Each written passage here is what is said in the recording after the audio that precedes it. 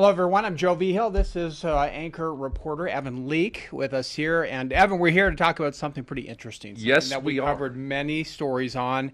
Goodsprings, Nevada. What happened in Goodsprings, The Nevada? hotbed of Goodsprings, Yeah, Nevada. right. So this started a couple months ago where we found out that dynamite was found on this property in Hmm. Goodsprings. Les Criviton, our meteorologist, actually went out there and found it. Thankfully, no serious damage was found, but it Hmm. was a half box of active dynamite potentially found on this person's property, and they let us know, and they were able to get rid of it. They evacuated the entire town of Goodsprings, which Hmm. about 200 people, so probably didn't take too awful Right. long. But after all of that situation, we thought it would be interesting to go back and talk to the guy that was on that property because we had found out that he was trying to restore what old Goodsprings was, and Right. it ended up being a much larger conversation. I think it was the next day after we had uncovered all the dynamite stuff, and our boss suggested go back out there, go talk Yeah. to him and kind of get his story.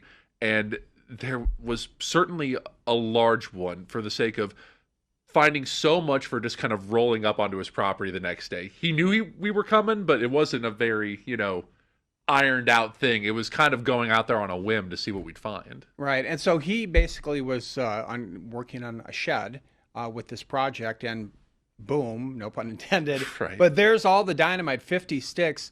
And didn't police say it could have just leveled the place? Had Yes, they all it gone it off? very well could have, and it was so interesting because Steve Darnell, who's the person that's on Right. that property and let us know about it, he kind of walked us through where that dynamite was. It was a box he had passed by countless Many times. times. Potentially had been sitting on that property for decades. Just there, just a active box because he had so much other memorabilia and stuff back from the old mining days Right. in Goodsprings and other boxes, empty boxes from other old explosive companies. So I don't think that he would have thought anything of it if you're just kind of passing through the shed.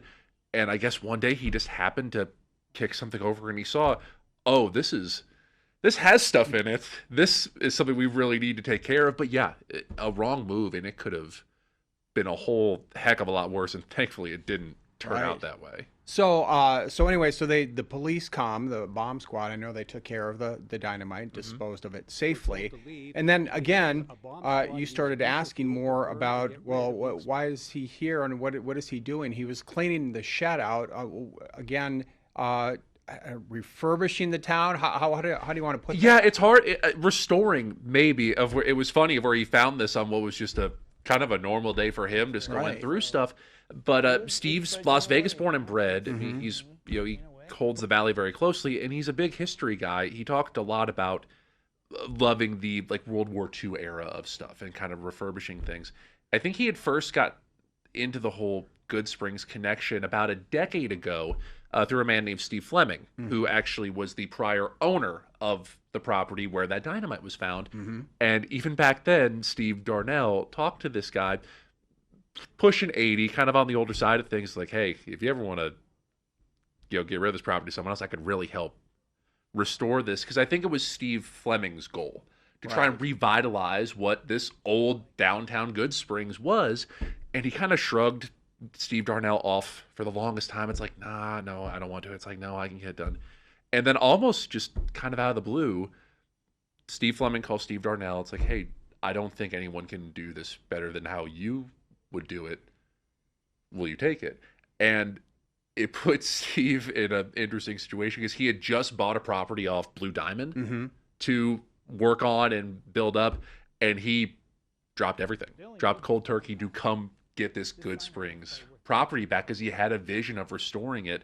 And there's old pictures of showing like the old town square or where Mm-hmm. the old Right. gas station was, and he is effectively trying to restore and build back that picture of what it looked like. And what is the purpose of that? Will people come out to visit? That's Can his people do hope. that now? Yeah, that's his hope. People Okay.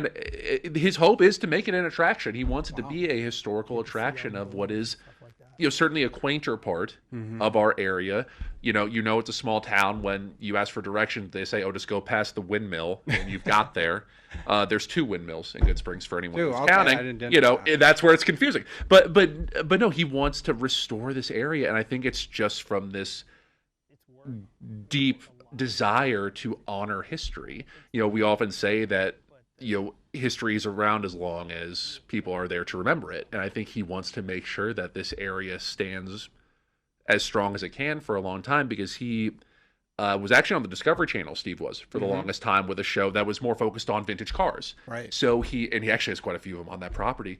But I think that sparked such an interest in historical restoration and honoring that type of stuff, where he sees the potential of this place to be a really interesting part of the valley's history for people to go see. And so much of this stuff that he's restored, he's found on the property, like unearthed from different things.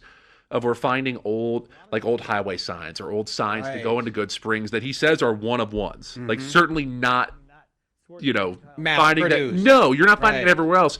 And just rust covered, but in a vintage way. That's really cool. And he's even brought other buildings that are era specific to here, of where he's found in almost like American Pickers in a weird way from the History Channel, of where he's found these buildings that are circa the same time period across other parts of the state and brought them here. So he's really tried to build this up into what it stood like 100 years ago.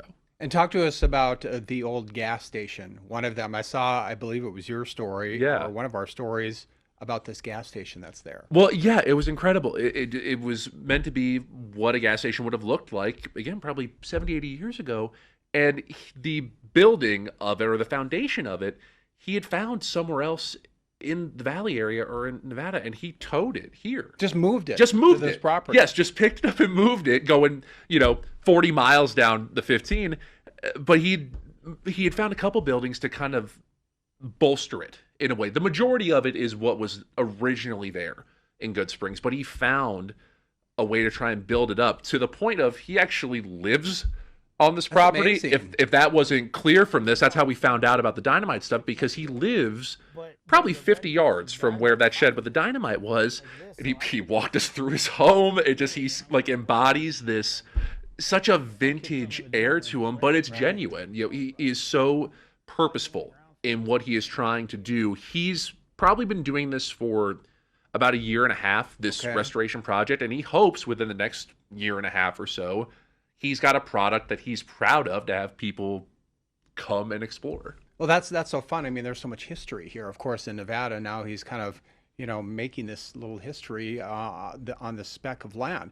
So when do you think, people might be able to see it? Can they see it now, or do we have to wait? So they can. They technically can see it now. One of the funnier parts of going out to shoot this, because again, it was myself and Chase, our photographer, who just kind of went out there on a whim, and he kind of walked us around. And in the middle of it, just a couple folks just stopped by. It was such a small town thing, Joe, of just. He's walking us through everything, interviewing away, but then three people stop by and he's like, hold on a sec, just leans up on a gate and just starts talking with them. Right. And then they kind of joined us in walking through everything. It became a field trip, kind of in a way, of where Steve kind of jokingly said it, of where it's hard to get any work done because people will just pass through. Sure. Well, because they're curious, right? They see this work being done. So can people see it now? Technically, yes.